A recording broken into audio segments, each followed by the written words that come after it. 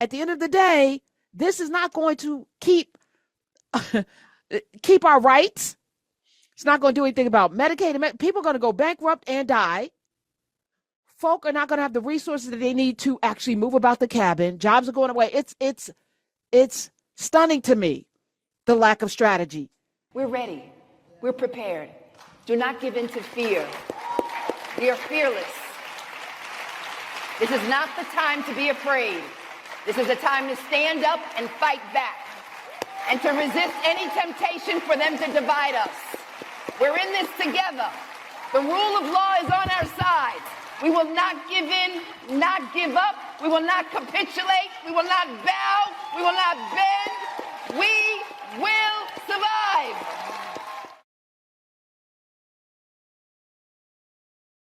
Let's go to Jonathan in Chicago. Doesn't know why to do something with voters. Okay, all right. Jonathan, hit me with it. Chicago, welcome. Hey, Dr. Hunter, I'm a huge fan. Just Karen. Yes. Mrs. Hunter, however I have to address you, I appreciate you so much. I took issue with one thing that you said, one thing only, expecting Leader Jeffries and Senator Booker, not expecting, but asking for them to stop this now when we have not empowered them to stop. No. Democrats to stop this. No, all I'm saying is all of this stuff at this point, is going through. So I would rather, me personally, myself, Jonathan, is for you to say, this is going to happen. We don't have the votes. There's nothing we can do. Hakeem Jeffries has said that in the past. The 8-hour filibuster, the 2-day filibuster almost Cory Booker did, to me, yes, it got a lot of attention. But it's too late. All of that, and I guess maybe it's just my frustration because I sit here and I watch politicians on their TikToks and all of this stuff. When to James's point, where's the strategy? Even when talking about what to do now. Matter of fact, I think I have a clip from, is this a clip from Hakeem Jeffries? Okay, yeah, thank you, Jonathan, and you may take exception with this. I stand by what I say. I'm saying what I say based on not just my feelings on things. I know things. I've been watching these people. I worked in New York for 16 years at the Daily News. And before that, after that, another 4 years. I've been there. I know these people. Play clip 8. Look at that Declaration of Independence. The second part of it reads like an indictment against an out-of-control king.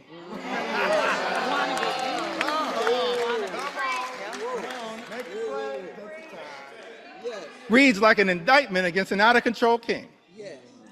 I commend all Americans, perhaps sometime tomorrow, I'm going to do this myself, read that document in its entirety. Come on, read it. And why was that indictment issued? I think it was because the framers of this great country, they were fed up with Project 1775. And so they implemented Project 1776. So I know that there are people concerned with what's happening in America, but understand what our journey teaches us is that after Project 2025 comes Project 2026. And you will have an opportunity to end this national nightmare as part of Project 2026. I love the framers. They gave us a blueprint. Okay. So I wanted to be excited. I wanted to be there cheering and woo and all. I wanted to do all of that. A couple of things. Number one, Project 2025 is 900 pages, 80 years in the making of built upon strategy and direct response to the abolishment of slavery. These people don't rest. They don't quit. They don't stop. And they keep adding. You take affirmative action.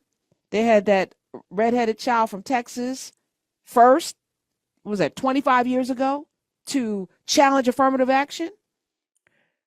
That got shot down. And they had to get the court. They had to get the state houses. They had to get the right case. They came back.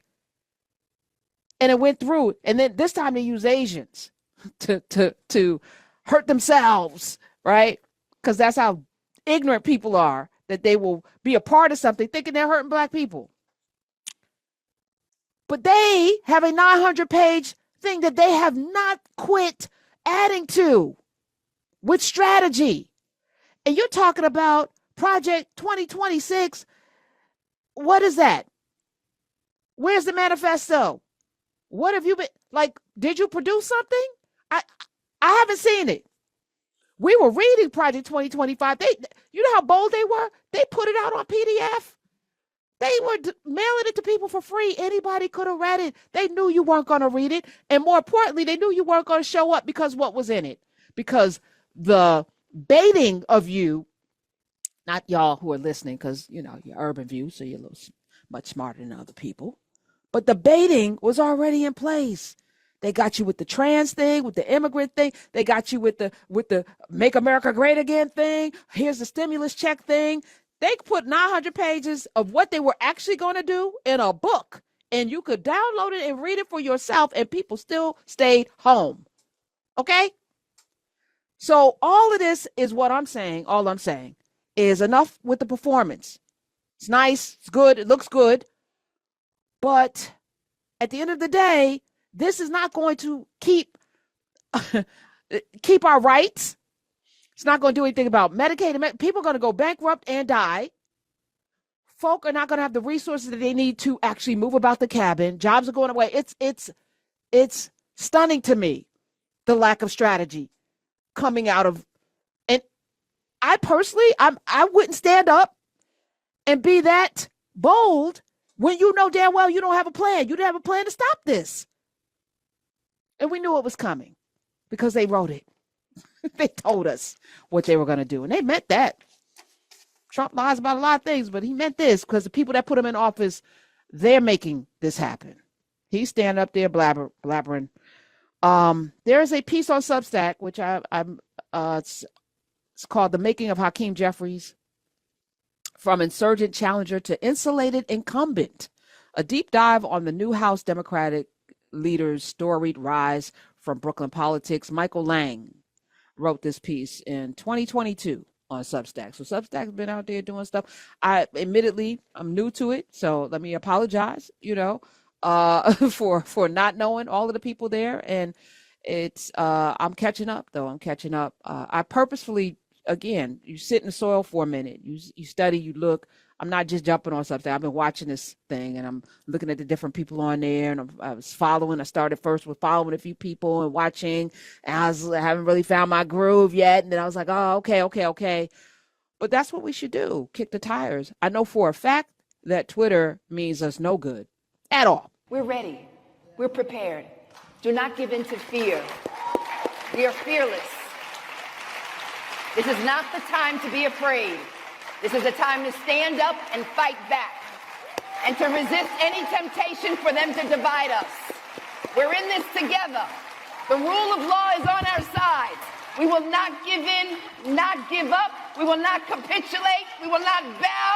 We will not bend. We will